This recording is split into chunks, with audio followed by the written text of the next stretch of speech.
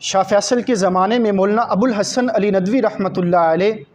شاہ فیصل کی دعوت پہ سعودی عرب میں جب گئے، جیسے ہی شاہی مہمان خانے میں انٹر ہوئے تو اس مہمان خانے اور اس محل کی زیب و زینت اور شان و شوکت نے مولانا ابوالحسن علی ندوی رحمۃ اللہ علیہ کو ایک حیرت و استعجاب میں ڈال دیا۔ اور شاہ فیصل یہ منظر دیکھ رہا تھا۔ شاہ فیصل نے پوچھا کیا ہوا؟ تو حضرت نے فرمایا کہ جب میں آپ کے اس محل میں داخل ہوا، اس محل کی شان و شوکت کو دیکھا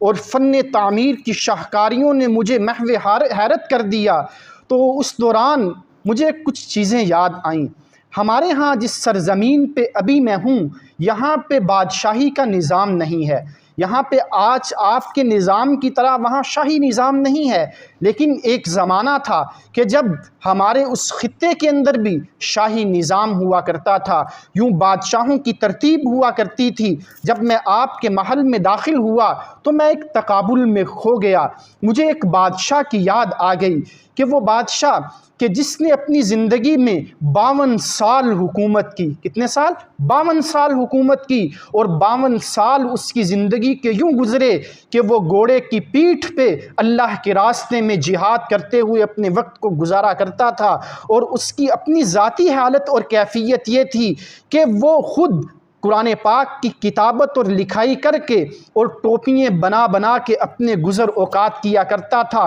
خود نادار تھا، غریب تھا، راتیں مصلے پہ گزرا کرتی تھیں، لیکن عوام خوشحال تھی، عوام آسودہ حال تھی، عوام آزاد تھی، عوام کو پریشانی نہیں ہوا کرتی تھی۔ تو جب آپ کے میں محل میں آیا تو مجھے خیال آیا کہ زمانہ کتنا بدل چکا ہے، حالات کیسے بدل چکے ہیں کہ آج دور ایسا آ چکا ہے کہ ہمارے بادشاہ، ان کے پاس تو آسائش کے سارے سامان موجود ہیں، وہ ساری سہولیات سے مزین ہیں، وہ تو محلات میں اپنی زندگی کو بسر کر رہے ہیں، وہ تو شاہی پروٹوکول کو حاصل کر رہے ہیں، اور ان کی زندگیاں تو عیاشیوں میں مصروف ہیں، لیکن عوام کی حالت یہ ہے کہ عوام وہ خستہ حالت میں ہے، پریشان حال ہے، اور خودکشی فاقوں کی وجہ سے ہو رہی ہے، اور عوام ان حالات میں اپنا وقت گزار رہی ہے کہ کبھی تو کشمیر کے اندر مسلمانوں اپنے خون کی ہولی، وہ اپنے خون کی قربانیاں دے کے اپنا وقت گزار رہے ہیں،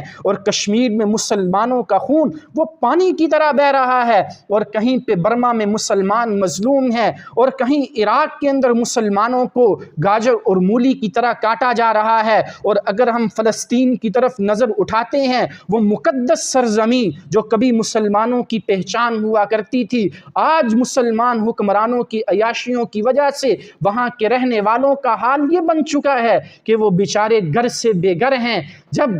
مولانا ابوالحسن ندوی رحمۃ اللہ علیہ نے یہ باتیں کی تو شاہ فیصل کی طرف جب دیکھا تو شاہ فیصل کی ہچکیاں بندھی ہوئی تھیں، اور رونے کی آواز اور ہچکیوں کی آواز اس قدر بلند ہو چکی تھی کہ باہر کھڑے شاہی محافظ وہ اندر آئے کہ شاید شاہ کو کچھ ہو گیا، تو انہوں نے باہر جانے کا حکم دیا، اور شاہ فیصل رحمہ اللہ نے ایک عجیب بات کہا کہ مولانا ابوالحسن، آپ کو پتہ ہے کہ تب بادشاہ ایسے کیوں ہوا کرتے تھے؟ وہ اس لیے ایسے ہوا کرتے تھے کہ ان بادشاہوں کے پاس آپ جیسے نصیحت کرنے والے وہ جایا کرتے تھے، اور وہ آپ جیسے نصیحت کرنے والوں کی قدر کیا کرتے تھے، تو اس وقت اس لیے بادشاہ ایسے ہوا کرتے تھے۔ میں آپ سے گزارش کرتا ہوں کہ آپ میرے پاس وقتاً فوقتاً ضرور تشریف لایا کریں، اگر آپ میری سرپرستی کرتے رہیں تو مجھے امید ہے کہ میں کچھ تو ان کی یادیں تازہ کر پاؤں گا۔